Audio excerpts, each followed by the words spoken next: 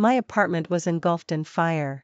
Just then, my boyfriend's mistress had her 99th episode of depression. We had been together for 5 years, but in the end, he chose her and didn't come to save me. In despair, I looked at the warped door, then opened the window on the 18th floor. Faced with burning to death or falling to my death, I chose the former. A second before losing consciousness from suffocation, I sent one last text message: "I'm leaving. I wish you happiness. Don't bother or miss me."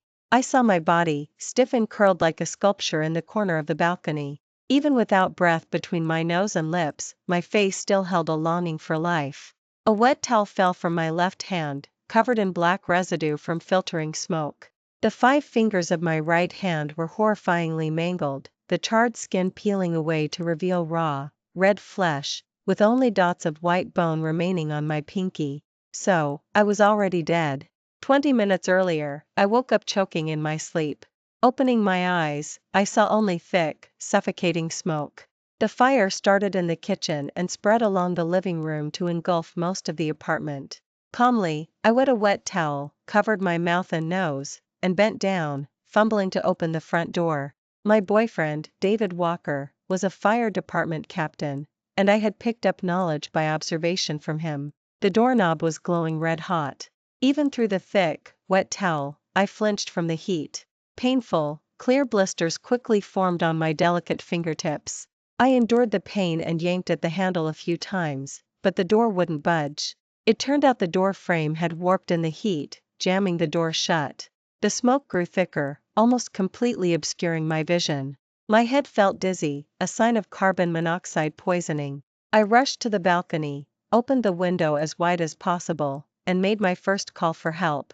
I called David Walker, my boyfriend with whom I was having a cold war. Today was David's duty day, and the fire department battalion he led was only a 5-minute drive away. High-rise rescue also happened to be his specialty. "The number you have dialed is temporarily unavailable. Please try again later." A cold recorded message came through the receiver. I checked my phone, confirming I had dialed his work phone. When David gave me this number, he vowed solemnly, "Sarah, this is the official duty phone. It's only for critical situations and must never be turned off. I'll answer whenever it rings. Besides my colleagues, you're the only one who has this number. Think of it as our secret code for help. If you call, I'll be always available, rain or shine." I had already dialed 911, but hesitated and called David again.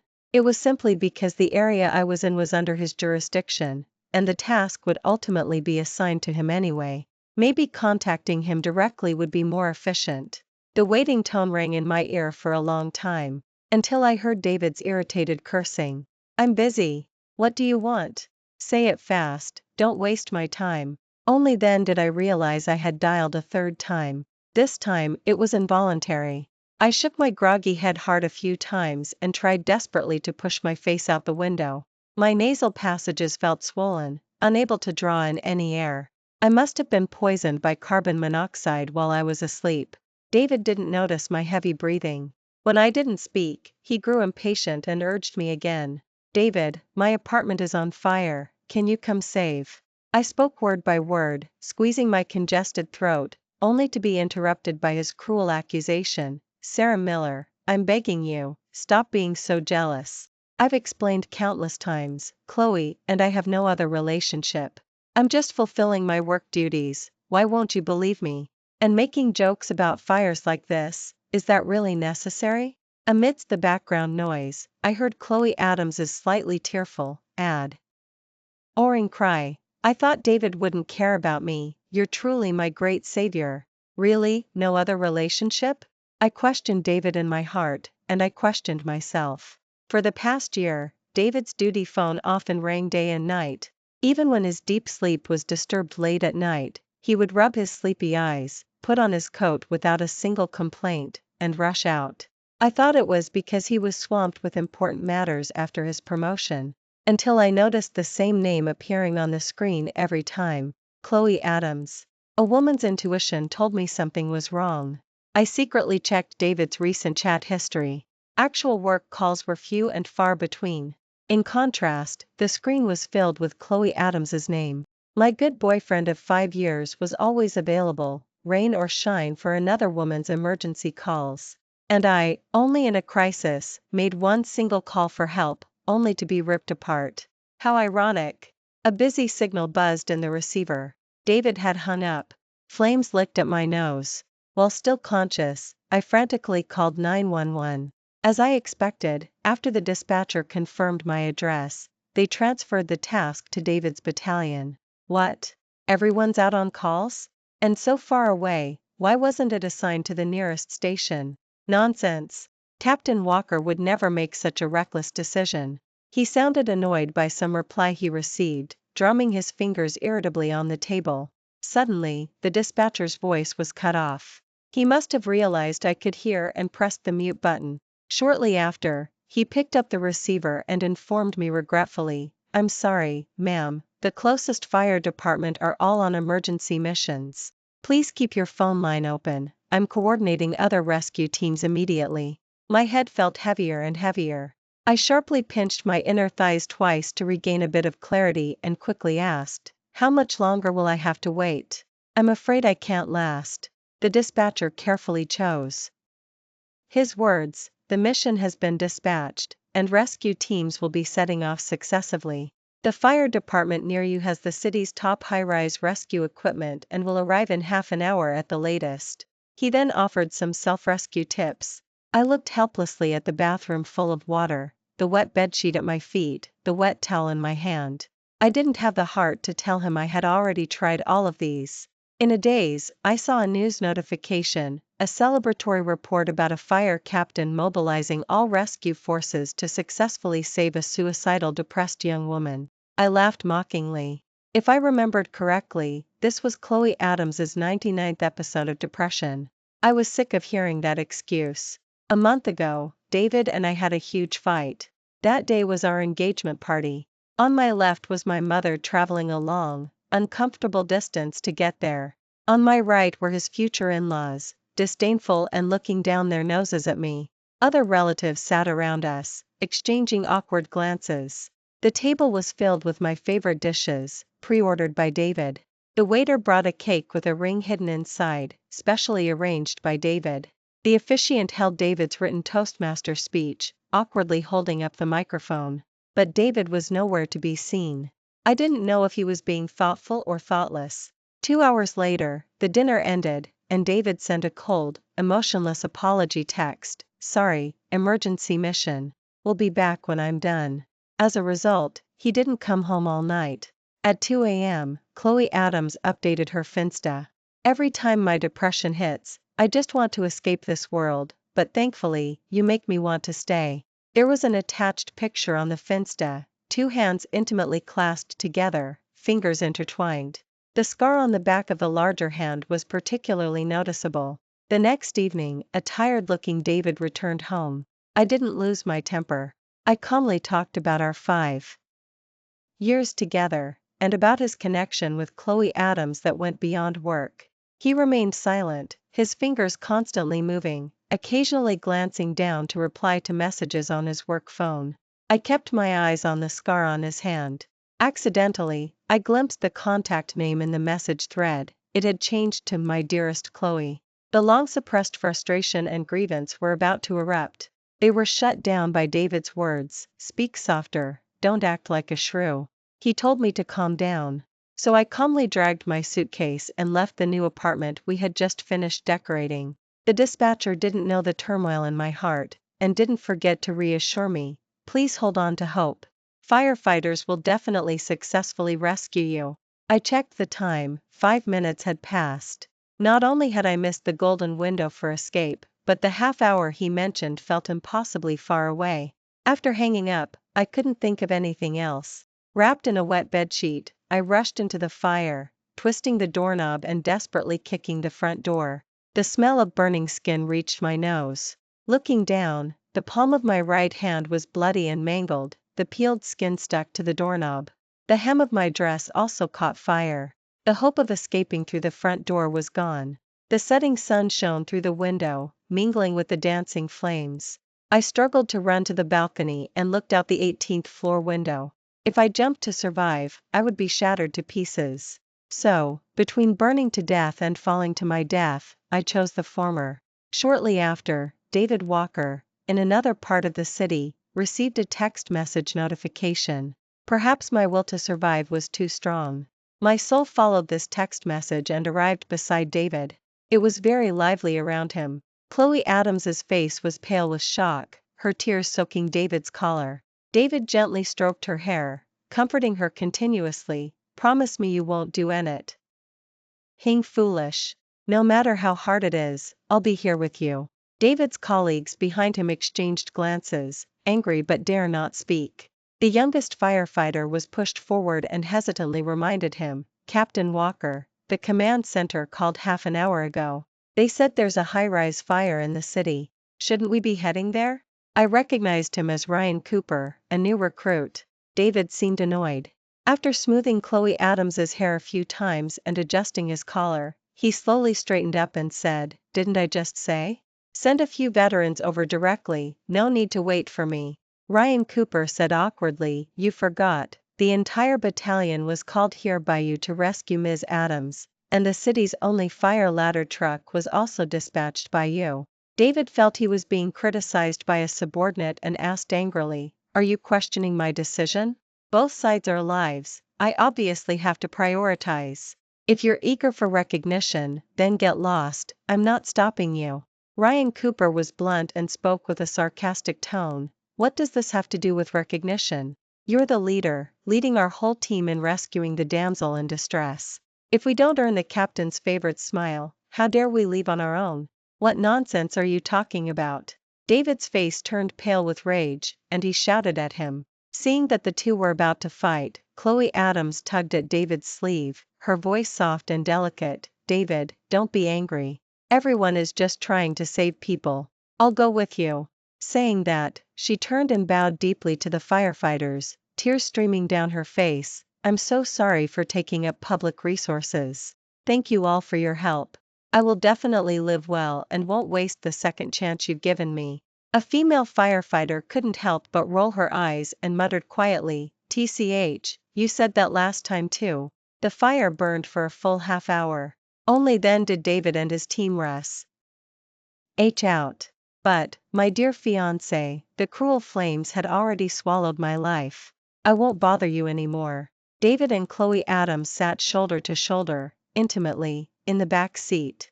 Chloe Adams feigned panic and brought me up. David, Sarah called you several times just now, even on the emergency number.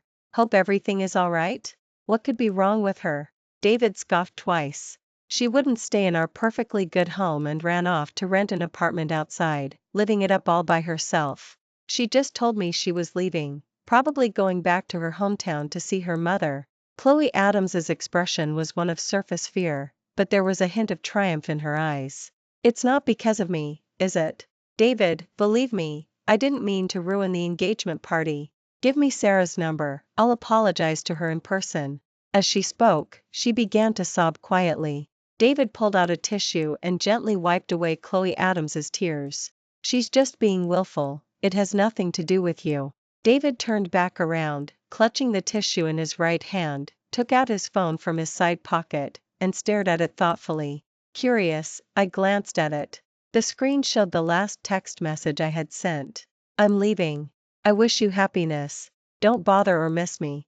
After a moment, he suddenly chuckled, his fingers tapping quickly on the screen. Going where? Lucy misses you and hasn't been eating well.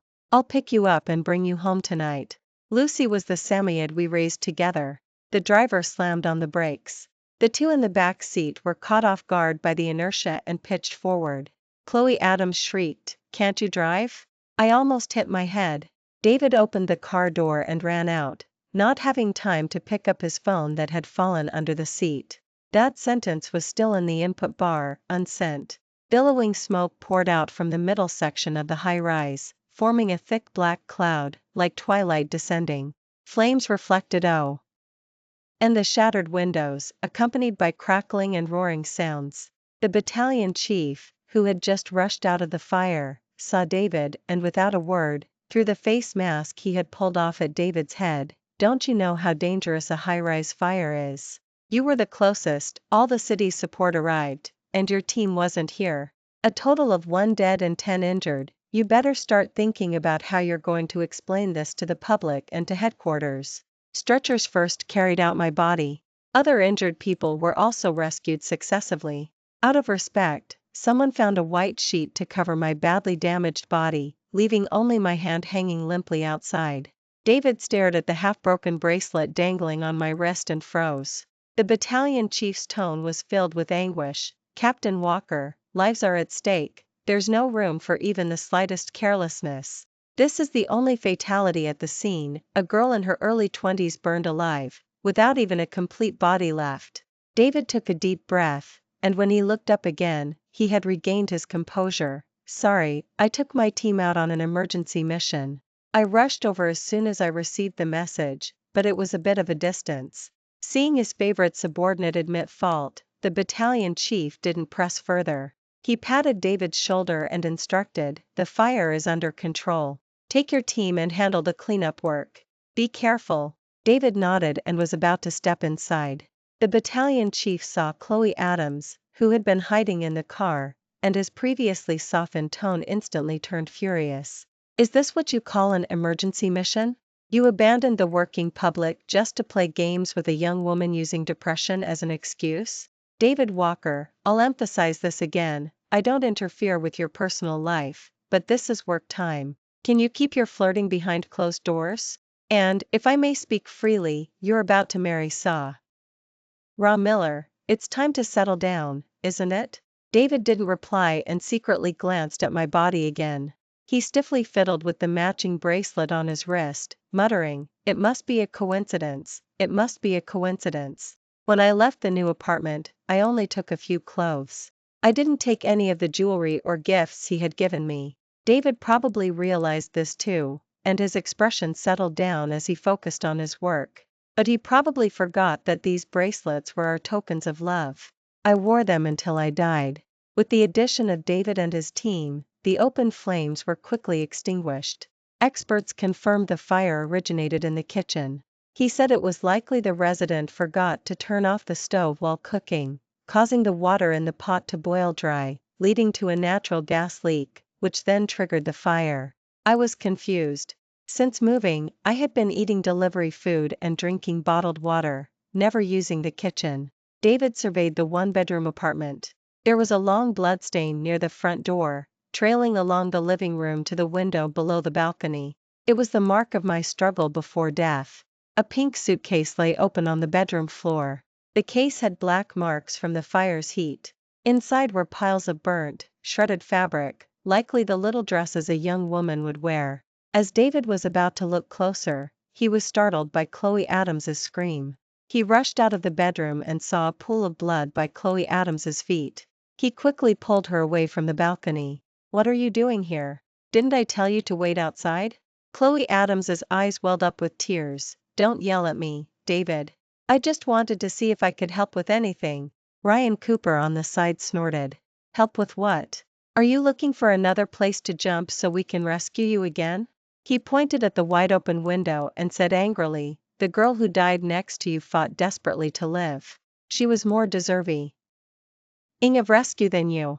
Every time you waste emergency resources, you could be killing an innocent life like hers. Someone who truly wants to die would just find a quiet corner to leave, not make a big scene and want the whole world to know. How about I give you a chance? If you jump from here, you'll definitely die. I won't stop you." David shielded Chloe Adams behind him and shouted, "Ryan Cooper, life doesn't have different values. You know the fire happened afterwards, no one could have predicted it." The female firefighter rolled her eyes at Chloe Adams again, directly stating the obvious. "Captain Walker, Ms. Adams is an adult. If she's sick, she should see a doctor and take medication. If she wants to die, that's her right. You're a firefighter, not a doctor or her parent. If you keep chasing after her, don't drag us down with you. If I had known we were coming to rescue her, I wouldn't have come on this call with you at all." Other teammates also chimed in. From their words, I deduced that David had only announced it was an emergency mission, mobilizing the entire team, without revealing any other details. David was the battalion chief, the highest rank and most senior. Obedience was the nature of firefighters. Everyone went without question, bringing the team's best rescue equipment. Only after arriving did they discover that Chloe Adams had another episode of depression and wanted to jump, but changed her mind halfway through. Her body got stuck in a railing and she couldn't get out. So she called David for help. Besides jumping, Chloe Adams had tried cutting her wrists, taking sleeping pills, burning charcoal, and other methods. Every time, she would regret it halfway through. Everyone was well aware of her manipulations, except for David. He never once dismissed Chloe Adams's pleas for help. This time, he even brought the entire battalion. The female firefighter's rank was only one level below David's. She volunteered to take charge of the scene, leaving David sidelined. David knew he had incurred everyone's wrath, but he was arrogant and concerned with appearances, absolutely refusing to admit his mistake. David looked at the innocent-faced Chloe Adams with an unclear expression and said in a strained, dry voice, "I've reported the mission to headquarters. There's no need for everyone to attack me emotionally." Seeing everyone busy with their own tasks and ignoring him, David was furious. "Chloe, I'll take you home." As they were leaving, Chloe Adams stepped on a bracelet lying on the ground, which was broken in half, and ground it with her heel. She still had a sweet smile on her face. "David, I'll definitely overthink if I'm home alone. Can you stay with me a little longer?" David forced a smile and agreed. If only he had looked down just a little longer, he would have seen the cartoon stickers I liked on the pink suitcase, and that the fabric scraps came from the dress I wore most often. Unfortunately, he put his arm around Chloe Adams and left without looking back. If a soul had a heart, then mine must have shattered into a million pieces. David allowed Chloe Adams to stay the night in our new apartment. I didn't know whether to cry or laugh. David didn't touch Chloe Adams, choosing to sleep on the sofa fully clothed.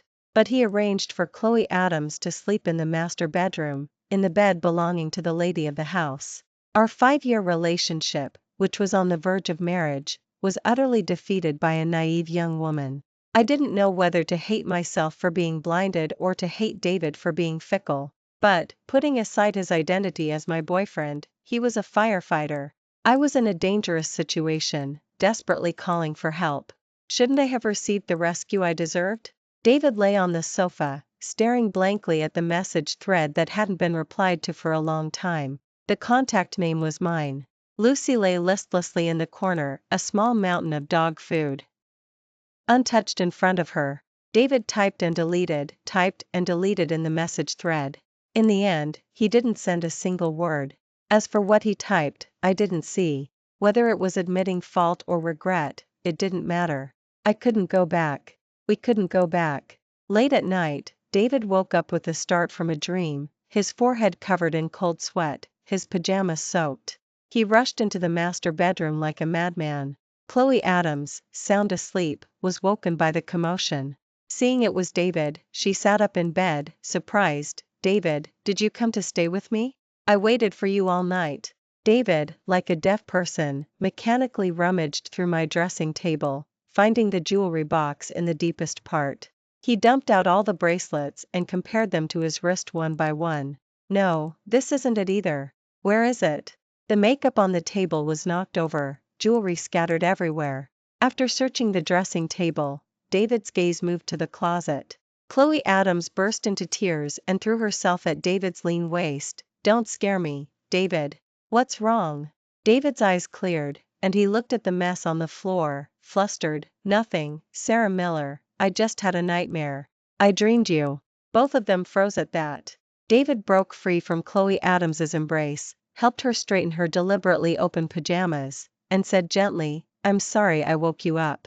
Go back to sleep quickly, I'll keep watch in the living room." Chloe Adams was about to say something, but was cut off by David slamming the door shut. David sank into the sofa, running his hands through his hair in frustration. Finally, he picked up his phone, drafted several long text messages, and sent them to my phone. "Sarah, I was wrong. I lost my head. I will cut ties with Chloe Adams. Did you go back to your hometown? Should I go to your mother's place to pick you up and bring you home? His fingers paused, he looked towards the master bedroom light, and continued typing. Forg. It, you said last time you didn't want to live in the new apartment. I'll rent an apartment with you somewhere else. A change of scenery would be good too. I couldn't help but laugh mockingly. See, he knew perfectly well he shouldn't have brought Chloe Adams home. But he did it anyway. David tossed and turned, holding his phone, checking for unread messages every few minutes. Just before dawn, David, who had finally fallen asleep, was woken by a jarring ringtone. Without even looking at the screen, he quickly answered the call. Sarah Miller, are you willing to forgive me? I'm coming to find you. David got up, grabbed his car keys, and was about to rush out without even changing his clothes. Son-in-law, it's me, Sarah's mother. My mother's reserved voice came through the receiver. I just wanted to ask, is Sarah all right? Since yesterday afternoon, my heart has been pounding. I keep feeling like something is wrong. She's not answering her phone either. Just tell me if she's safe. Slam. It was the sound of the car keys hitting the floor. David's face was filled with disbelief, his body trembling slightly. His lips were also quivering. Sarah didn't go back to her hometown to find you? Chloe Adams skipped out of the master bedroom. David, you're awake. Why didn't you sleep longer? My mother on the other end was clearly startled. David, who's that next to you? Aren't you with Sarah Miller? Annoyed by Chloe Adams's fussing, David shoved her to the ground, then picked up the phone and hastily explained, Mom, Sarah's fine. I'll have her call you right away to let you know she's safe. He didn't dare say more and quickly hung up. David ignored Chloe Adams sitting on the floor, sobbing quietly. He picked up his car keys and left. He found the new address I had sent him in his chat history. He drove there as fast as possible, not forgetting to call me along the way. Unfortunately, it just kept giving the unavailable message. On the first day of our LD war, I found a place to stay nearby. I even sent the address to David. At that time, my mind was in turmoil. On one hand, I couldn't bear to let go of our 5-year relationship. On the other, I didn't want a flawed love. David was the same. He didn't want to break up, but he didn't humble himself or show remorse. He only occasionally offered insincere concern, asking if I was still angry. I was slowly losing hope and planned to break up with him when the fire happened. I just wanted to live. That's all. Our beginning was me saving him when he was near death on a street corner. It seemed fitting for it to end with him fulfilling his duty to save me. But he, in the end, owed me 2 lives. During that time, there were countless turning points that could have changed the outcome. If David had assigned firefighters and equipment according to regulations, if David hadn't mistaken my call for help as jealousy, if David had left immediately after receiving the message from the command center, one link after another, intricately connected. He was the one who created my fatal situation. So let him live the rest of his life under the condemnation and guilt of the world. David didn't know how many times he called my phone. When someone finally answered, he called out my name in surprise. A somber voice came from the other end. Are you Sarah Miller's family? This is the city police department. We just confirmed with the fire department that Sarah Miller was the fatality in yesterday's high-rise fire. Please accept our condolences. David's face instantly lost all color. The hand gripping the steering wheel trembled violently, and his lips quivered. Impossible. My fiancée is only 25 years old. How could she be dead? I'm a firefighter. Just then, the navigation announced, you have arrived at your destination. David looked up, desperate for confirmation. He saw that the building in front of him was the same high-rise where he had helped fight the fire yesterday. He could see the shattered windows on the 18th floor and the fire-scorched outer wall at a glance. After confirming my apartment number, he collapsed onto the ground like a heap of mud. This was the first time David had lost his composure. After a long while, he returned to the accident scene and numbly stared at the bloodstain by the front door. He finally recognized my pink suitcase, floral print dress, and the half-broken bracelet that had been stepped on. David lay on the bed I had slept in and quietly closed his eyes. When he opened them again, he was the resolute Captain Walker once more. First, he calmly went to the police department to identify my body. Then, he calmly notified my mother of my death. Finally, he calmly gathered all the relatives and completed the funeral. Whether facing my mother's or Chloe Adams's fawning, gentle comfort, or his future in-laws arranging blind dates at my funeral, he showed no emotional fluctuations. Some called him cold-blooded and heartless, saying he didn't shed a single tear even after his fiancée died. Others said his grief was so deep it went beyond tears, like grief greater than the death of the heart. Only I knew he was going mad. On the day David Walker was reported for dereliction of duty, he stabbed Chloe Adams, severely injuring her. The reason was that he discovered the owner of the rental apartment I had been staying in was surnamed he, and was Chloe Adams's brother. Before the fire, Chloe Adams had been seen acting suspiciously near the high-rise. Her expression was guilty and her movements nervous, nothing like someone having a depressive episode. Half an hour later, she arrived on the other side of the city and went straight to the rooftop of a business building. Without even catching her breath, she quickly called David Walker. Gossip from online tabloids speculated that if Chloe Adams truly wanted to die, she would have just jumped from the high-rise. Why go to such great lengths to change locations? It was highly likely she had done something wrong and exaggerated her distress to gain attention and create an alibi. I was also shocked. The mysteries that had puzzled me were finally solved. Chloe Adams lay in the ICU for 3 days and nights before slowly waking up. The doctor said her bladder was punctured, and she would have to live with a urinary bag for the rest of her life. When questioned by the police, she refused to plead guilty, even shouting curses. "I just forgot to turn off the gas stove. I didn't deliberately start a fire." Sarah Miller was short-lived. "Why blame me? It's my fault for being blinded and falling for an ungrateful scumbag. I helped him deal with trouble, and he dared to stab me." A week later, the police released the official investigation report. It was indeed a coincidence that I rented a vacant apartment owned by the He family. After discovering I was the tenant, Chloe Adams stole a spare key. She snuck in multiple times while I was asleep or not home. The flammable items around the kitchen gas stove were placed there by her deliberately. The smoke detector and fire extinguisher were also damaged by her. Her refusal to admit to deliberately starting the fire was pure stubbornness. That day, I habitually asked the delivery food person to leave my order at the door. Chloe Adams took the opportunity to put a large amount of sleeping pills in the food. She then timed it perfectly, waited until I fell asleep, snuck into the kitchen, and turned on the gas stove. The flammable items wouldn't ignite immediately, giving her just enough time to act out her jumping scene. The whole process was seamless. She even bribed online tabloids beforehand to heavily publicize David Walker's extensive rescue of her, specifically to provoke me. Chloe Adams thought her plan was flawless.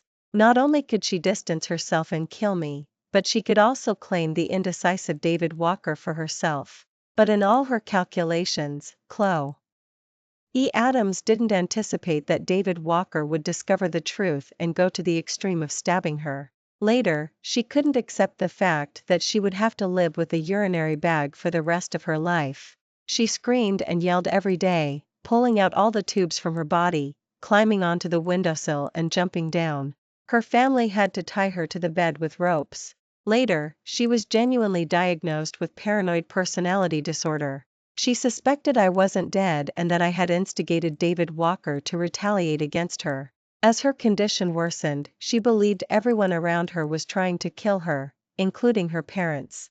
Her family, fearing she would harm others during episodes, abandoned her at a psychiatric facility in disgust.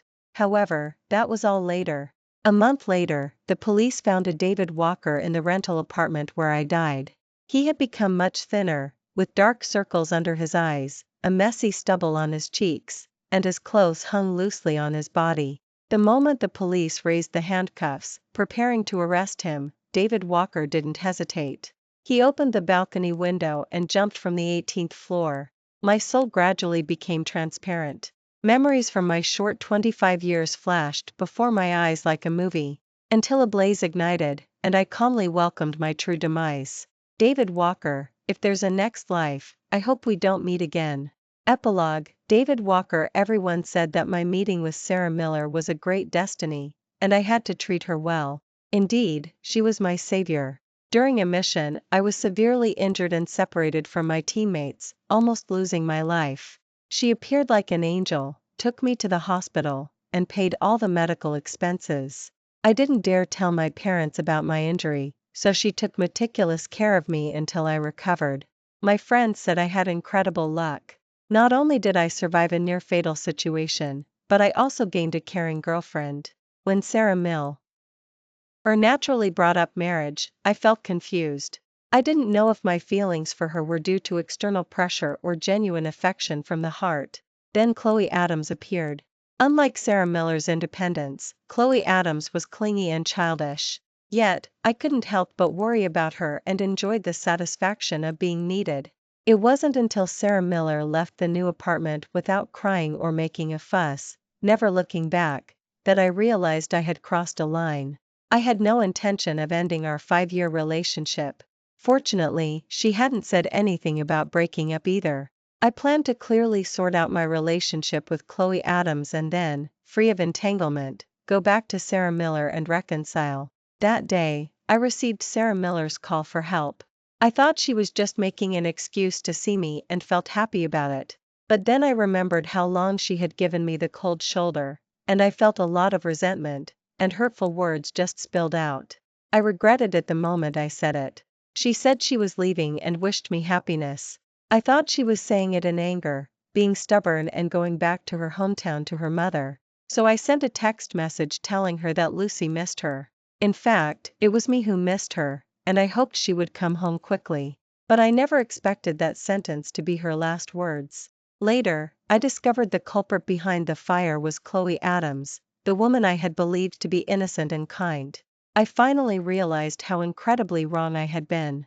So, I made up my mind to avenge Sarah Miller and ultimately atone for it with my own life. Sarah Miller, if there's a next life, I hope I can meet you again. This time, I will definitely protect you completely. Here Mrs. Thompson would throw $1 million at me to make me leave her daughter. I had already planned it out in my head. I probably wouldn't have agreed to $1 million. After I saw Mrs. Thompson out, Victoria Thompson arrived shortly after. What did my mom say to you? She looked a little nervous. Nothing much. That's good. I was afraid you'd leave again like last time. I'm not leaving. I'm staying to be with you. While discussing the marriage arrangements, Victoria Thompson specifically brought my family from hometown. Except for the 2 brothers who were working, the rest all came. Seeing them, I felt like a stranger. After all, I was sent away at a young age, and there wasn't much family affection. Victoria Thompson also wanted my family to witness my wedding, and I was grateful to her for that. When my father and my mother came, I arranged a hotel for them, but they insisted on staying at the Song Mansion. Victoria Thompson complied with everything. Oh my, look, it just goes to show our Leo is capable. You'll be living in a big house like this from now on. They showed no shame about selling me back then. Instead, they were enjoying the benefits of the Song residence. It was as if selling me was for my own good, putting me in a place of fortune. Leo, we also came this time because we have something to discuss. Look, some of your brothers don't have very good jobs. Why don't you see about arranging something for them? After all, you'll be the head of the Song family/corporation in the future. Yes, Leo. Our house is also cramped. There's not enough space for the grandchildren at home. Your sisters who married poorly, still living at home. I heard you earned a lot. Help out with expenses, Leo? In my father's and my mother's eyes, there wasn't any sympathy for me, only full of calculation/selfish motives. You sold me into the Song residence back then. Have you lost your memory? How can you make so many demands of me? This is the Song residence. Do you think this is a marketplace? Demanding this and that. All these years, if they had even sent me a letter to ask how I was, I wouldn't be this angry. Hey, you can't talk like that, Leo. It was fate that you and Miss Song met, otherwise, how could we become related to /establish ties with the Song family? You owe it to your father for paid the debt, otherwise, you wouldn't have gotten in, and you'd probably be like your brothers marrying someone ordinary/less successful. So I should be grateful to you? For selling me at such a young age. Victoria Thompson walked over and blocked me. All these years, I had actually longed for family affection, and she understood that about me. But my father and my mother weren't worth longing for at all. Uncle and Auntie, please stay here comfortably during this time. If you need anything, just tell the staff members. Okay, good, good. Thank you, daughter-in-law. They are your parents after all. Let bygones be bygones. Only by letting go of this issue can you live happily. I was unfortunate, sold off repeatedly at a young age. My heart felt bleak inside. But I was also fortunate that I met Victoria Thompson. Victoria healed my unhappy childhood. After marrying Victoria Thompson, I always patiently took care of her. I never let her do any strenuous tasks, nor did I ever said a harsh word to her. Several $100s. Not to mention driving a BMW car and carrying a bag worth $10,000 or $20,000. I got in the car first. Immediately after, I saw Brandon running out through the rearview mirror of the BMW car and hitting Hannah. You bitch. You caused my house to be seized. Where am I going to live in the future? Brandon was furious. Hannah had bought his high-end condo behind my back with our money. Naturally, I wouldn't let go of anything I could recover. It's just that all the money Hannah gave Brandon was lost by this kid in gambling. He owed millions of dollars in debt. I didn't expect to be able to recover it. Was this the life Hannah wanted? I was about to step on the gas and leave. Sophia suddenly appeared in front of me. She was still wearing the Chanel dress I had bought for her before, but it was dirty. She looked at me with pleading eyes. Dad, can you take me home? I won't hate you anymore in the future. I don't have anything to wear, nothing to eat. I was wrong. Dad, you used to love me the most. I hate Mom. She's the one who ruined me. Dad, when I turn adult and have a birthday in the future, can you give me a car like this too? I got out of the car and squatted in front of Sophia. My heart was very calm. I can support you to study until you graduate from college. Besides that, I'll give you $2,000 a month for living expenses, not a penny less. Go find your mom. I'm already scared. If I do it again, I'll go crazy. Sophia pursed her lips, stubbornly looking at me, refusing to leave the front of the car.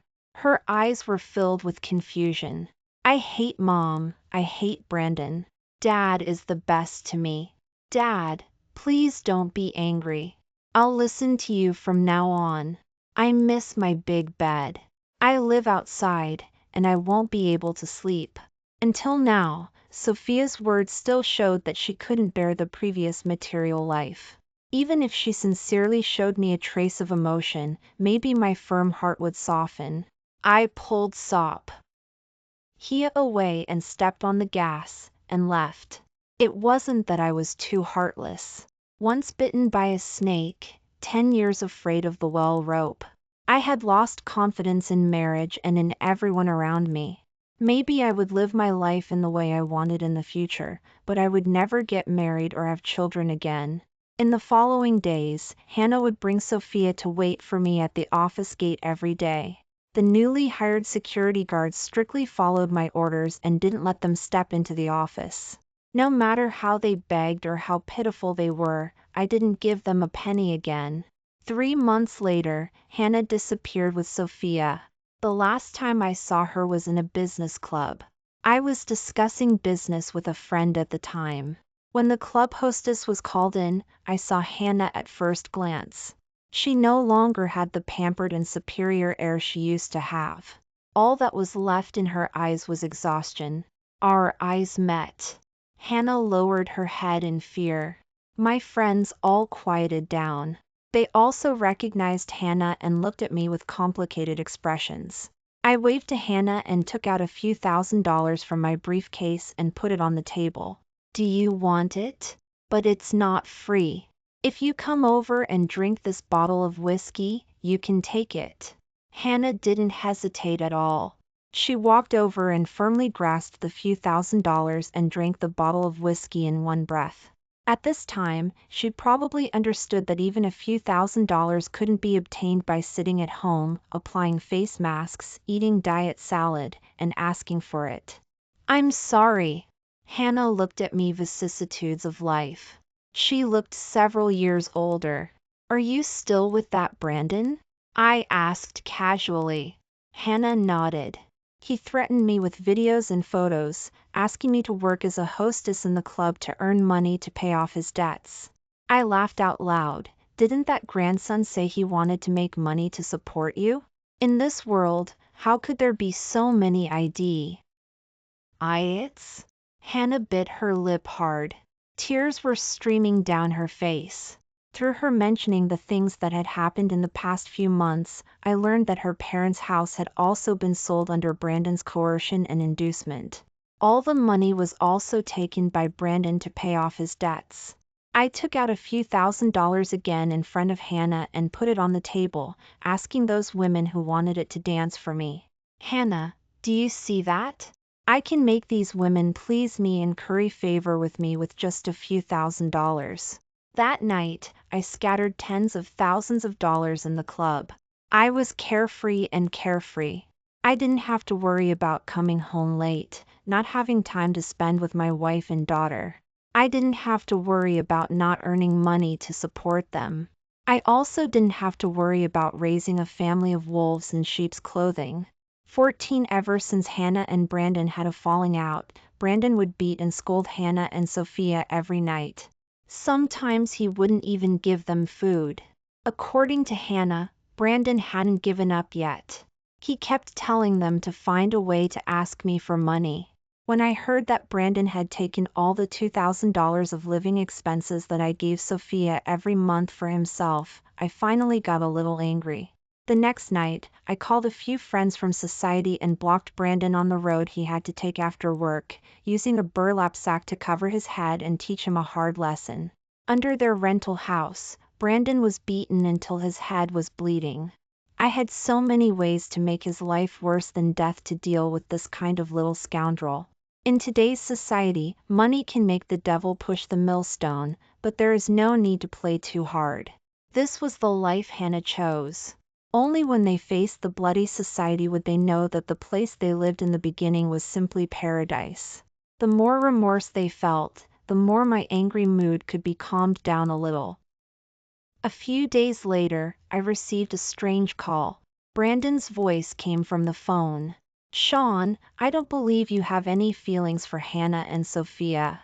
I've been forced to a dead end. If you want them to live, give me $5 million in cash. At worst, I'll die with them. I asked Brandon with a sneer on the phone. Didn't you say you loved Hannah and wanted to make money to support them? Brandon laughed out loud. Sean, do you think I'm as stupid as you? If it wasn't because I valued Hannah's generosity and willingness to spend money for me, only an idiot would like this kind of old woman in her 30s who's loose and has no charm at all. Oh, and the way she flatters me in front of me, you probably haven't seen it in the 10 years you've been married to her. It's pretty interesting. I endured the bursts of sadness in my heart. In fact, in my heart, I already believed what Brandon said. Hannah could do it. I hung up the phone and called the police without hesitation. The current Hannah was not as important as a meeting or a drink with friends. You have to finish the road you choose, crying and kneeling. Just like I chose in the beginning, freedom and romance are built on money. Without money, there is only an endless vegetable market, endless cheap cosmetics, and endless firewood, rice, oil, and salt. It was because I understood this truth that I desperately earned money after I married Hannah. They were in freedom and love, but they still rushed to the abyss. Brandon underestimated my determination. He thought I would be foolish enough to take $5 million to find him and then wait for him to spend it all, the second 5 million, the third 5 million. Once something started, it would cycle forever. Maybe Brandon didn't expect that he would eventually not wait for the 5 million I brought, but the fully armed police. At this moment, Hannah also saw my decision. If she still had a little wisdom, she should understand that I would never look back. 15 That and I. GHT, Brandon surrendered voluntarily as soon as he saw the police. I had my assistant go to the scene and witness the whole process. Still, that sentence, Brandon was just a little scoundrel. He might have some ability to pick up girls and cheat money, but if he wanted to be tough, even if he had 2 more guts, he wouldn't be that kind of person. Brandon was sentenced to 7 years for kidnapping and extortion.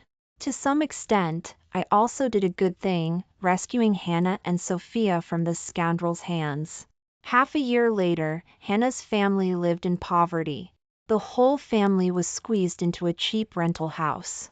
Her parents, who had already resigned, one went to work as a sanitation worker, having to get up at 5 or 6 o'clock every day, and the other went to the factory gate to work as a security guard.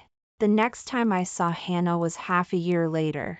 I met Hannah, who was selling snacks on the street, on the way to the office for a meeting. She had no jewelry or designer clothes on her body. Her face was full of wrinkles, and there was no trace of her wealthy appearance. Seeing me stop the car and lower the window, Hannah looked at me and forced a smile. "How's Sophia doing?" I asked casually. Hannah nodded. "She's at school. Same old, same old." A moment of silence passed. Hannah burst into tears. "Sean, I regret it," she sobbed. "Now I understand how incredibly kind you were to us. I didn't know how good I had it. It turns out making money is so hard." She crouched on the ground, weeping uncontrollably. I gave a faint smile. I had let go of everything. "Hannah, what's missed is missed. There aren't that many chances for regrets in this world." The following year, Hannah got married. After all, she wasn't bad looking. She found a man, also divorced, and quite a few years older than her. I sold my office, too, and with the money, I decided to see the world. A person has to live for themselves sometimes. Eventually, in the Colorado mountains, I met a girl. Her eyes were pure, and she had 2 dimples when she smiled. We traveled together. After a year of silence in my heart, I felt a spark with this girl. I lied and told her I was just a small employee at an office, making $3,000 or $4,000 a month. The girl winked at me and said with a smile, "Quit your job when we get back. I'll take care of you." Just like I had said to Hannah once. It turns out you have to find someone worthy of your efforts. But the truth was too cruel. But Hannah was surprised to find that she had anger burning in her heart when she faced her mother's crying. She didn't want to forgive her mother, but she had no choice but to take care of her. So she agreed to the divorce. Could she keep it a secret from Xander forever, even if she put herself in his shoes? Hannah regretted it. She had made a terrible mistake, letting go of the person who loved her most, even without blood ties. Passing colleague and asked, "Do you want this tie for $50? The colleague smiled and said, "This brand is not cheap. Are you selling it to me?" I nodded. Then the colleague and I exchanged money for the tie. Howard Thompson's face turned pale as he watched the scene. How could you?" I chuckled and said, "Howard Thompson, isn't this how you treated me for the past 7 years? Do you think we can still get to the future?" Howard Thompson looked at me deeply, as if nailed to the spot. The next day, I heard from the restaurant where he worked that he had returned to the country. Not long after, news broke in the country that he was divorced. However, he never had any scandals again and became a diamond bachelor that everyone in the industry wanted to curry favor with. And my life and his gradually became parallel lines that would never intersect. The end. A new processing plant. During this period, David Miller was always with me, encouraging me. David Miller and I got married. He has a 15-year-old daughter who is very cute and likes me very much. Amid the hustle and bustle, my life became complete, with a husband, a child, and a career. Following the tide of reform and opening up, our family of 3 strode forward, leaving behind a trail of laughter and joy.